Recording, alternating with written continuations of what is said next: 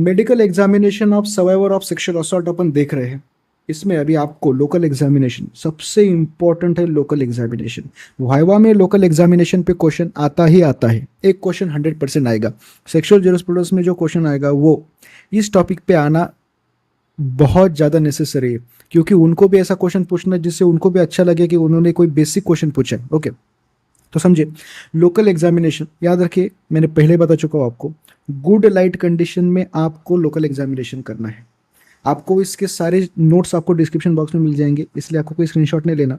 बस मैं जो बता रहा हूँ उसको समझना है, यही के यही लर्न हो जाएगा, आपको रट्टा नहीं मारना है। Okay, लिथोटॉमी position is preferable.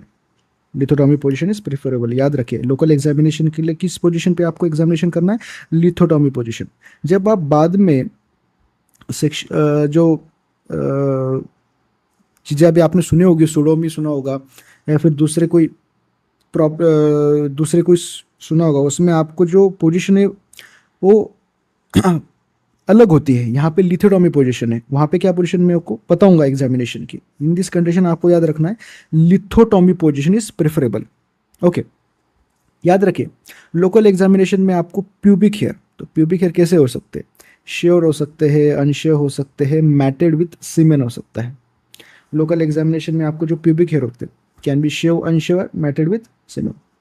याद रखिए प्रेजेंस ऑफ ब्लड और ब्लड स्टेन, आपको उस कंडीशन में प्यूबिक हेयर में आपको ब्लड और ब्लड स्टेन भी मिल सकता है। अभी समझिए, आपको प्यूबिक एरिया में फॉरेन हेयर्स के लिए देखना है। फॉरेन आपको क्या वहाँ पे फॉरेन हेयर्स मिलते हैं। क्लिपिंग ऑफ प्यूबिक हेयर की क्लिपिंग लेना है आपको फ्रॉम सर्वाइवल। देखिए आपको जो प्यूबिक हेयर मिलते हैं उनकी क्लिपिंग लेना है for comparison, from survival for comparison. Okay, याद रखिए। उसके बाद में मैटेड जो प्यूबिक हेयर होते हैं, मैटेड प्यूबिक हेयर मतलब hair get tangled with sticky semen and have knotted appearance of hair. तो ये मैटेड प्यूबिक हेयर भी आपको लेना है। मैटेड प्यूबिक हेयर मतलब क्या? Hair get tangled with sticky semen and have knotted appearance of hairs, have knotted appearance of hair. Okay, ये आपको समझना है। देखिए उसके बाद में याद रखिए आपको थाई रीजन में एग्जामिनेशन करना है। याद रखिए थाई रीजन में आपको as a struggle, at the sign of struggle आपको कंट्यूजन मिल सकता है, एब्रेजन्स दिख सकते हैं एंड उसके साथ आपको स्टेन्स दिख सकते हैं। क्या दिख सकते हैं? स्टेन्स, जैसे कि semen stain and blood stain, semen stain and blood stain. समझिए आपको वजाइनल ब्लीड के लिए एग्जामिनेशन करना है। वजाइनल ब्लीड के लिए अगर पहली बार जैसे फर्स्ट इंटरकोर्स, अगर वो महिला वर्जिन है, उनके साथ अगर इंटरकोर्स होता है तो उस कंडीशन में वजाइनल ब्लीडिंग भी हो सकती है। तो उसके लिए आपको देखना है, को एग्जामिन करना है। तो उस कंडीशन में समझे लैबिया मेजोरा एंड माइनोरा को आपको एग्जामिन करना है, मेजोरा एंड माइनोरा। उस कंडीशन में आपको स्वेलिंग, इंजुरी, स्टेन्स, सॉइलिंग कुछ भी मिल सकता है। Okay, swelling, injury, swelling, soiling, stains and soiling. याद रखिए आपको ब्रूजिंग ऑफ लेबिया भी मिल सकता है। ब्रूज, लेबिया में आपको ब्रूज मिल सकता है। अभी समझिए, मैंने आपको फर्स्ट लेक्चर में हाइमेन के बारे में इंफॉर्मेशन बताई थी। जो हाइमेन की इंफॉर्मेशन है वो बहुत इंपॉर्टेंट है in the examination for survival of sexual assault because it act as evidentiary value in the court of law.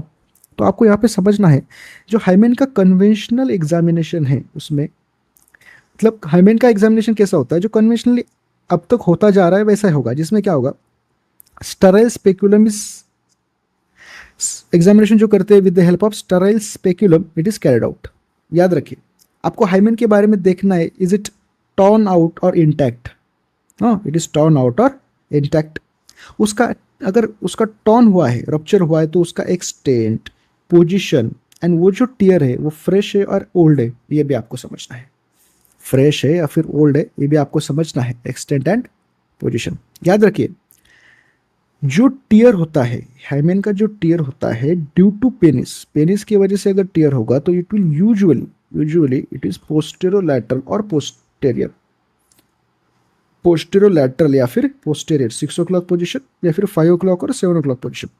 But children में एक पॉइंट समझे, चिल्ड्रन में hymen may not be ruptured. क्यों? चिल्ड्रन में hymen will not be ruptured after sexual intercourse because it is deeply situated. hymen is deeply situated in the children's, but may become red and congested, but may become red and congested, and it will act as a evidentiary value, become red and congested. याद रखें, मैं आपको एक statement बताता हूँ जो बहुत basic है एंड बहुत नेसेसरी है, समझिए. Adult penis not penetrate without causing gross damage. Adult penis अगर है तो it will not penetrate without causing gross damage, it will cause damage. Okay, तो ये हर एक पॉइंट के आपको कीवर्ड्स याद रखना है, लॉजिकली समझना है, रट्टा नहीं मारना है. ओके, लिथोटॉमी पोजीशन होती है प्यूबिक हेयर्स, थाई में, वजाइनल ब्लीड, और हाइमेन बहुत इंपॉर्टेंट है. Hymen is very important.